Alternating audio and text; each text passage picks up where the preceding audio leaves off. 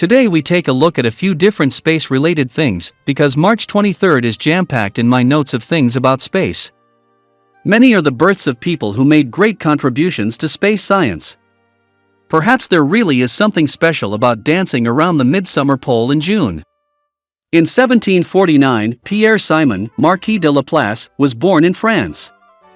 He was a mathematician, physicist, statistician, and astronomer, known for his mathematical analysis of the stability of the solar system, and he, along with Isaac Newton, made investigations into the perturbations between planets. Their work led to the discovery of the first planet, Neptune, to be predicted, and then found with math rather than a telescope. We will take a look at how all of this came together another day. In 1829, Robert Pogson, an English astronomer, was born.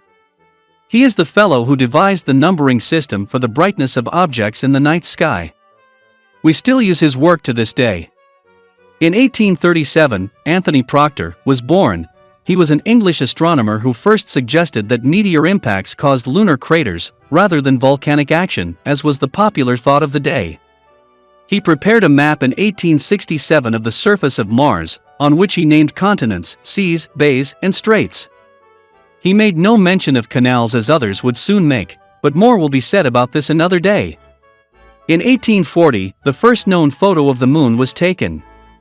Englishman John William Draper made a daguerreotype, which was a precursor of the modern photograph. In 1912, Wernher von Braun was born in Poland. An interesting and winding path led him to become the father of the U.S. rocket program. More will be covered about him another day. In 1965, NASA's first two-person spaceflight began as Gemini 3. It was nicknamed the Molly Brown, and she blasted off from Cape Kennedy with astronauts Gus Grissom and John Young.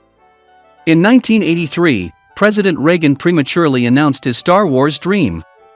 His speech was prepared without a prior study of the feasibility of the concept by technical experts, and it lacked consultation with the Pentagon.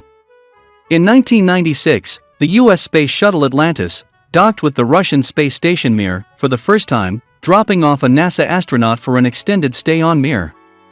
The astronaut, Shannon Lucid, was the first American woman to live aboard the Russian station. She stayed for 118 days. In 2001, the Russians brought down Mir in the Pacific Ocean. The station was designed and expected to last about 5 years. After 15 successful years, she was becoming too high in the maintenance department. Aircraft and ocean liners were encouraged to take different routes, because she was too large to burn up on re-entry, and large hunks were expected to crash land in the ocean. Encourage science research.